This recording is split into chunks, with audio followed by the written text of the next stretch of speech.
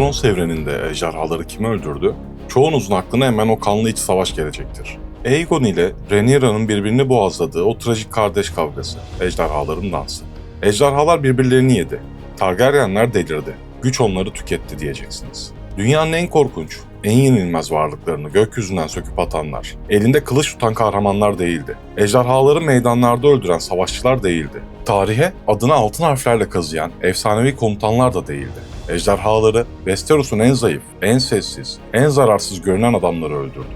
Boynunda zincirle gezen o şifacılar, o gri cübbeli kitap okuyan, ilaç hazırlayan, mektup yazan adamlar, üstadlar. Bu videonun sonunda Westeros'un en saygın bilim kurumu olan Hisar'ın aslında binlerce yıldır büyüye ve ejderhalara karşı kanlı, sabırlı ve planlı bir savaş yürüten gizli bir örgüt olduğunu anlayacaksınız. Ve bildiğiniz tüm o taht oyunlarının, o savaşların, o ihanetlerin aslında kimin tarafından, ne için sahnelendiğini göreceksiniz. Kupanızı sıkı tutun. Çünkü bazen en keskin hançer bir tüy kalemin ucunda gizlidir. Hoş geldin yolcu. Masana otur. Gözünü kuzeyin buzlarından, doğunun çöllerinden ayır ve Westeros haritasının güneyine bak. O aydınlık, sıcak ve medeni köşeye. Eskişehir.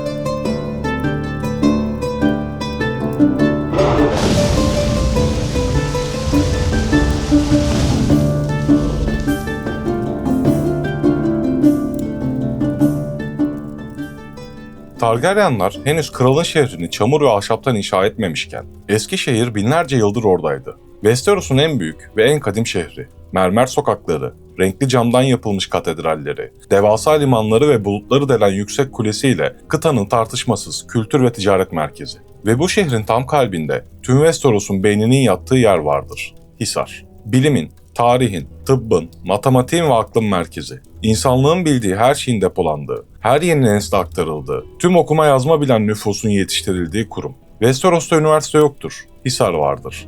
Akademi yoktur, Hisar vardır. Düşünce özgürlüğü yoktur ama Hisar'ın kütüphaneleri vardır. Hisar'da eğitim gören her adam, öğrendiği her bilim dalı için boynuna bir metal halka takar. Gümüş tıbbı temsil eder, altın ekonomiyi, demir savaş bilimini, bakır tarihi, kurşun zehir bilimini. Bu halkalar yıllar içinde birikir ve bir zincire dönüşür. Sonunda o gri cübbelerini giyer, yemin eder ve Westeros'un dört bir yanındaki şatolara üstad olarak gönderilirler. Bir üstadın görevi nedir? Şato Lord'unun özel danışmanıdır. Mektupları okur ve yazar. Kuzgunları yönetir. Yani tüm iletişim ağını elinde tutar. Hastalara bakar, yaralıları tedavi eder. Lord'un çocuklarına okuma yazma, tarih ve matematik öğretir. Doğumda doktor olur, ölümde son şahit. Yani bir üstad, o şatonun en mahrem odasına girebilen tek kişidir. Şimdi bunu bir an için düşünün. Westeros'taki her şatonun, her lordun, her kraliçenin, her prensin en yakınındaki kişi. Hisar'a bağlı, Hisar'ın yeminini etmiş bir adamdır. Gelen mektupları önce o okur, gönderilen emirleri önce o yazar. Lord'un çocuğunu o eğitir, ona tarihi o anlatır, Lord'un yediği yemeğe o bakar. Lord'un içtiği ilacı o hazırlar. Ve bu adamların hepsi aynı kurumdan mezundur. Aynı yemini etmiştir, aynı hiyerarşiye bağlıdır. Tüm bu ağı gördünüz mü şimdi? Tarihte hiçbir kral, hiçbir ordu, hiçbir din adamı bu kadar kapsayıcı bir nüfuz ağı kuramamıştır. Çünkü Hisar'ın ağı savaşla değil, güvenle kurulmuştur. Bıçakla değil, yararlılıkla. Korkuyla değil, vazgeçilmezlikle. Ve bu ağın gerçek amacı neydi? İşte asıl soru bu.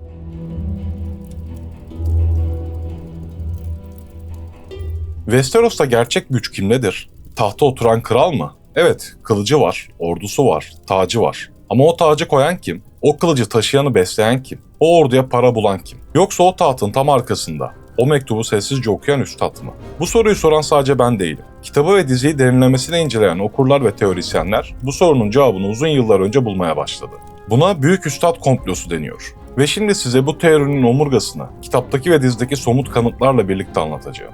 Hisar'ın başındaki baş üstadlar dünyayı tek bir ilkeyle yönetmek istiyordu. Mantık, bilim, düzen. Kontrol edilebilir, öngörülebilir, rasyonel bir dünya. Bu kulağa iyi bir şey gibi geliyor değil mi? Bilim, mantık, düzen. Kim karşı çıkabilir ki? Ama bu hayalin önünde duran iki devasa engel vardı. Birincisi sihir. Bir kan büyüsü, en kusursuz askeri stratejiyi bir gecede çökertebilir. Bir kehanet, bütün siyasi hesapları tersine çevirebilir. Hisar için büyü, düzenin düşmanıydı. Tahmin edilemeyen, kontrol edilemeyen, anlaşılamayan bir kaostu. Ve Hisar'ın mantık dünyasında kaos için yer yoktu. İkincisi ejderhalar. Bir ejderha bütün bir orduyu dakikalar içinde kül edebilir. Bir ejderhaya sahip olan Targaryen masaya oturmak zorunda değildi. Masa yerle bir edip karşısındakini istediği şekle sokabilirdi. Ejderhalar düzenin değil, gücün sembolüydü. Ve o güç Hisar'ın kontrolünde değildi. Çözüm neydi? Her ikisini de yok etmek. Ama bunu nasıl yapacaksınız? Bir ejderhayı kılıçla öldüremezsiniz. Bir büyü kitabını yakabilirsiniz ama büyünün kendisini yakalayamazsınız. Açık bir savaş kazanamazsınız. O zaman başka bir yol seçersiniz. Sabır. Ejderhaların dansı bitti. Targaryenler birbirini paramparça etti. Savaş ailenin hem ejderhalarını hem de neslini kemirdi. Ama savaş sonrasında hala ejderhalar vardı. Küçük, yorgun, sayıları azalmış olsa da varlardı. Targaryen hakimiyeti devam ediyordu. Ve sonra ejderhalar hastalanmaya başladı. Yeni doğan ejderhalar köpek boyutunu geçemedi. Kanatları çarpık çıktı. Yürüyemez, uçamaz hale geldiler. Yumurtalar ısıtıldı.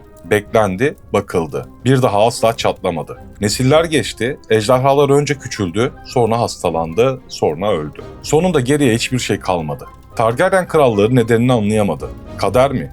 Bir lanet mi? Tanrıların cezası mı? Oysa cevap her sabah sarayın kapısından içeri giren o gri cübbeli adamın elindeydi. Ejderhaların bakımından kim sorumluydu? Onlara et getiren, su getiren, yaralandıklarında bakan, beslenmelerini düzenleyen üstadlar. Zehir kılıçtan çok daha yavaş işler ama çok daha kesindir. Yavaş verilen, birikimli, nesiller boyunca sürdürülen bir zehir bağışıklık sistemini yıkar, üreme kapasitesini köreltir, yumurtaları steril kılar ve bunu yapan kişi zaten hizmet etmek için orada olan, sorgusuz sualsiz kabul edilen biridir. Targaryenler kendi tanrısal güçlerinin katillerini kendi saraylarında besliyordu. Bu sadece bir komple teorisi mi diyorsunuz? Peki o zaman kitabı açalım. Samwell Tarly Hisar'a ilk gittiğinde orada garip bir adamla karşılaşır. Baş üstad Marwyn, yani büyücü Marwyn. Hisar'daki diğer üstadların neredeyse korku ve tiksintiyle baktığı, sihri reddeden, meslektaşlarının aksine sihri inceleyen, tehlikeli kabul edilen kitaplara sahip olan adam. Ve Marwyn, Samwell'e kapalı kapılar ardında şunu söyler. Bunu kelimesi kelimesine aktarayım. Çünkü Martin bu cümleyi çok dikkatli yazmıştır. Sence son ejderhaları kimi öldürdü zavallı aptal?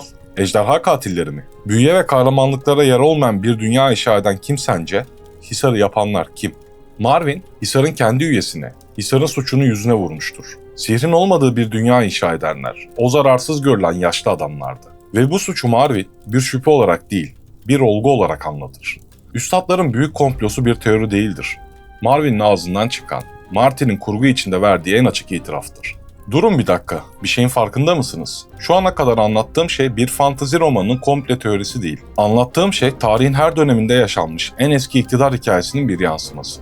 Bilgiyi kontrol edenler gücü kontrol eder. Eğitimi elinde tutanlar nesilleri elinde tutar. Şifacı olan zehri de karıştırandır. Mantığın diktatörlüğü bazen kılıcın diktatörlüğünden çok daha sinsi ve çok daha kalıcıdır. Çünkü kılıç baskı yapar ama mantık ikna eder. Ve ikna edilen bir insan zincirlerini görmez. Eğer fantastik evrenlerin bu tür karanlık, derin ve zihin yakan siyasi satrancı sizi heyecanlandırıyorsa, şu an yapabileceğiniz küçük ama önemli bir şey var. Videoyu beğenin ve kanala abone olun. Yorumlara da inin. Sizce üstadlar kurtarıcı mı yoksa katil mi? Ejderhaları zehirleyerek dünyayı kurtardılar mı yoksa dünyanın mucizesini mi yok ettiler? Tartışmaya başlayın.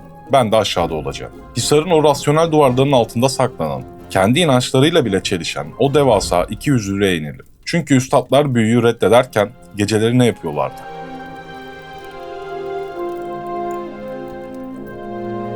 Üstadlar sihri yok ettiklerini, büyünün öldüğünü savunurlar. Bütün bir kurumun temel iddiası budur. Ejderhalar gitti, büyü bitti. Artık dünya akılla yönetiliyor. Ama Hisar'ın en gizli dehlizlerinde saklanan, sadece en üst düzey baş üstadların bildiği, sıradan öğrencilerin varlığından bile haberdar olmadığı nesneler vardır.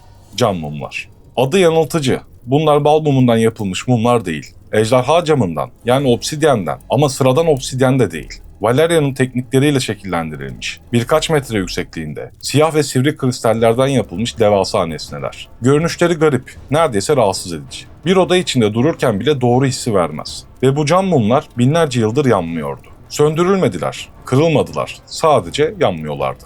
Hisar'ın mahzenlerinde, derin raflarında, karanlıkta öylece duruyorlardı. Üstadlar onları belki unutmuştu. Belki sadece bir artefakt olarak katalog etmişti. Valerialıların garip bir nesnesi diye geçiştirmişlerdi. Ta ki Daenerys'in ejderhaları yumurtadan çıkana kadar. Ejderhalar dünyaya döndüğünde büyü yeniden uyandı. Ve Hisar'ın mahzenlerinde, rafların üzerinde yüzyıllardır hareketsiz duran o siyah kristaller birer birer yanmaya başladı. Yanan bir ateş gibi değil Alevleri keskin, mavi ve gümüşi bir renkte yanıyordu. Odanın ışığını aydınlatmıyordu. Tam tersine karanlığı kesiyordu. Bakan kişi bir şeylerin yüzeyinde belirdiğini, kristal içinden şekillerin oluştuğunu görüyordu. Peki bu cam mumlar ne işe yarıyordu? Kitaplarda buna dair yeterince ipucu var. Onları kullanabilen biri, binlerce kilometre ötedeki insanların rüyalarına girebilir. Zihinleriyle bağlantı kurabilir. Fısıldayabilir, görebilir. Eski Valeria'da bu nesneler uzak iletişim için kullanılırdı. Bir tür büyülü haberleşme aracı. Westeros'ta kuzgunlar ve mektuplar varken Valeria'da cam mumlar vardı. Şimdi bunu düşünün. Bütün dünyaya büyü yoktur. Ejderhalar yalandır. Her şeyin bir rasyonel açıklaması vardır diye vaaz veren, bu iddiayı kurumsallaştıran, nesiller boyu öğrencilerine öğreten o gri cübbeli adamlar, geceleri o mahzenlerde cam mumların siyah alevlerinin başında oturuyordu ve kıtanın öbür ucundaki insanların rüyalarına giriyordu. Büyüyü reddeden kurum, büyünün en güçlü aracını kullanıyordu ve bunu sadece kendisi biliyordu. İşte o an Hisar'ın maskesi tamamen düşer. Bu bir bilim kurumu değildir. Bu, büyünün tekelini kendi elinde tutan bir iktidar yapısıdır. Amaçları büyüyü yok etmek değildi. Amaçları büyüyü yalnızca kendileri kullanacak şekilde kontrol altına almaktı. Bilim, en büyük büyünün kendisi olmuştu. Ama durun, hikaye burada bitmiyor. Daha da derine iniyoruz. Eskişehir'in merkezinde duran o devasa yüksek kuleyi düşünün. Westeros'un en uzun yapısı. Duvardan bile yüksek olduğu söylenir. Deniz kıyısında, Karga Adası'nın üzerinde yükseliyor. Alevleri ve fenerinin ışığıyla denizden gelen gemilere rehberlik ediyor. Ama şimdi yukarıya değil, aşağıya bakın. O kulenin üzerinde inşa edildiği temele, siyah, pürüzsüz, hiçbir ek ya da çatlak izi taşımayan, sanki tek bir parça halinde erimiş ve katılaşmış devasa taştan bir zemin. Bu taşı Valeryalılar mı yaptı? Hayır, Valeria'nın tarihi 4000 yıl kadar geriye gider. Bu taş çok daha eskidir. İlk insanlar mı yaptı? Onlar Westeros'a geldiğinde bu taş zaten oradaydı. Ormanın çocukları mı? Onların taşla bu tür bir ilişkisi olmamıştır. Peki bu devasa, simsiyah, hiçbir bilinen insan ya da insan benzeri medeniyetle açıklanamayan yapıyı kim inşa etti? Martin, Eskişehir'in kökenini anlatırken çok dikkatli ipuçları bırakır. Ve bu ipuçları kurgunun Lovecraftvari en derin köküne işaret eder. Martin Lovecraft'ın büyük hayranıdır. Bunu açıkça söylemiştir. Ve Lovecraft'ın evreninde de bir kavram vardır. Derin olanlar. Denizin altından gelen, denizdeki antik kütlere mensup, yarı balık, yarı insan benzeri, çok eski ve çok yabancı varlıklar. Martin'in Eskişehir'i bu Lovecraftian geleneğe çok bilinçli bir selam verir. Eskişehir'in altında, yüksek kulenin o simsiyah temelinin içinden denizin karanlık sularına açılan kanallar ve tüneller olduğu ima edilir. Hisar'ın kütüphanelerinin en alt katları denizin seviyesinin altındadır ve Hightower hanesi yani Eskişehir'in asil aileleri binlerce yıldır bu kuleyi yönetmektedir. Ama bu aile Westeros'un diğer ailelerinden garip biçimde izole ve gizemlidir. Hightower'lar neden bu kadar içe kapalıdır? Neden ziyaretçi kabul etmezler? Neden o kulenin en üst katlarına kimse çıkamaz? Ve tuhaf bir soru. Westeros'ta büyü geri dönerken deniz altındaki o eski kanallardan garip sesler gelmeye başlarsa ne olur? Hisar sadece bir bilim kurumu değil. Belki de çok daha eski, çok daha karanlık bir mirasın bekçisidir. Yukarıda bilim yapılırken aşağıda okyanusun dibindeki o kadim sırrın üzerinde oturuyorlardı. Bu kısmı Martin henüz tam anlatmadı. Ama bıraktığı ipuçları gece uyurken düşündüğünüzde sizi rahatsız edecek kadar kasıtlı ve yoğundur.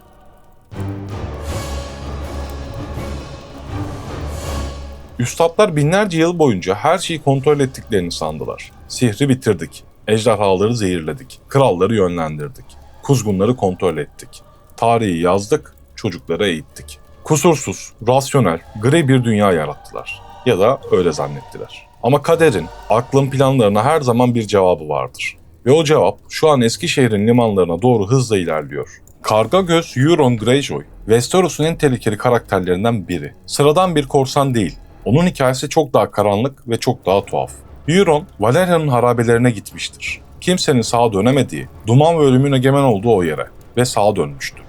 Nasıl? Bunu kendisi bile tam anlatmaz. Çünkü gördükleri onu değiştirmiştir. Belki de kısmen kırmıştır. Dudakları mavidir. Bu Shade of the Evening adlı Essos'a özgü güçlü ve tehlikeli bir içkiyi uzun süre içenlerde görülen bir işarettir. Bu içki görüler ve kehanetler üretir. Zihin ile gerçeklik arasındaki sınırı bulanıklaştırır. Euron bu içkiyi uzun yıllar boyunca içmiştir.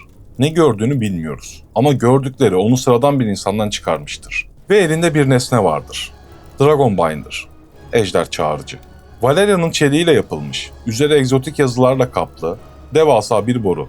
Bir kez çalınmıştır. Üfleyen adam öldü. Çıkan ses Valeria'nın büyüsüyle bağlantılı ve ejderhaları kontrol etmek için tasarlanmıştır. Kitapta hala bu borunun tam potansiyeli ortaya çıkmadı. Ama Martin'in bıraktığı ipuçları bunun son derece korkunç bir nesne olduğuna işaret ediyor. Euron ayrıca büyülü bir zırha sahiptir. Büyülü bir kılıca. Ve en önemlisi büyük bir planı vardır. Euron Eskişehir'e salt yağma için gelmiyor. Euron, yüksek kulenin dibindeki o siyah taşı biliyor. O kanalları biliyor. Valeria'ya gitmiş, Shade of the Evening içmiş. Gece yarısı cam mumların başında oturmuş biri olarak Hisar'ın saklamaya çalıştığı şeyi biliyor. Ve o şeyi uyandırmak istiyor. Kitaplarda Euron'un Eskişehir'e yaklaşan donanmasının önüne devasa deniz yaratıkları çıkar. Krakenlerin ötesinde, şekilsiz, çok eski, adı olmayan şeyler. Bunlar Euron'un büyüsüyle çağrılmış varlıklardır. Ve Euron bu varlıklarla birlikte Eskişehir'e girdiğinde Hisar ne yapacak? O gri cübbeli kitap okuyan, büyü yoktur diyen adamlar ne yapacak? Kitaplarını mı açacaklar? Kataloglarını mı karıştıracaklar? Yüzyıllarca inşa ettiği o rasyonel dünya, o büyü yoktur duvarı. Euron'un getirdiği o Lovecraftvari dehşetin önünde dakikalar içinde çökecek. Mantık bazı şeylerle mücadele edemez. Çünkü bazı şeyler mantığın var olmasından çok önce buradaydı. Ve Eskişehir'in altında, o siyah taşın içinde, o karanlık kanallarda binlerce yıldır bekleyen bir şey vardır. Euron onu uyandırmaya geliyor. Ve Hisar'ın bütün kitapları, bütün zincirlerle dolu boyunları, bütün o akıllı yaşlı adamları buna hazır değiller.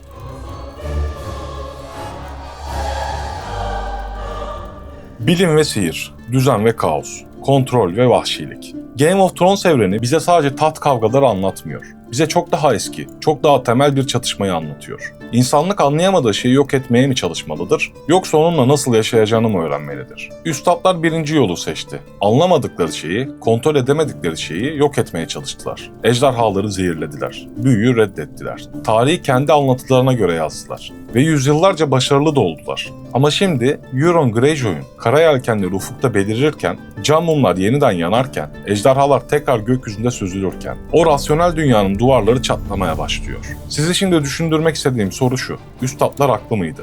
Düşünün gerçekten. Ejderhalar geri döndüğünde ne oldu? Savaşlar çıktı, şehirler yandı. Masumlar öldü. Bir ejderha kontrolden çıktığında onu durduracak hiçbir insan gücü yoktur. Belki üstadlar gerçekten dünyayı kurtarmıştı. Belki ejderhaları ve büyüyü yok ederek milyonlarca insanın hayatını korumuşlardı.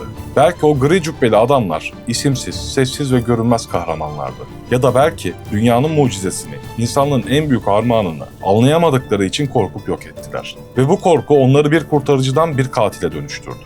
Yorumlara inin. Tarafınızı seçin. Üstadlar dünyayı kurtaran isimsiz kahramanlar mıydı, yoksa büyünün ve mucizenin sessiz katilleri miydi? İkisi de olabilirler. Ve işte bu yüzden Martin'in yarattığı bu evren diğer fantezi evrenlerinden ayrılır. Burada net bir kahraman yoktur. Net bir kötü yoktur. Sadece insanlar vardır ve insanlar iyi niyetle de olsa dünyayı mahvedebilir. Unutmayın dostlarım, en tehlikeli zehirler kılıçların ucunda değil, her zaman şifacıların şişelerinde saklanır.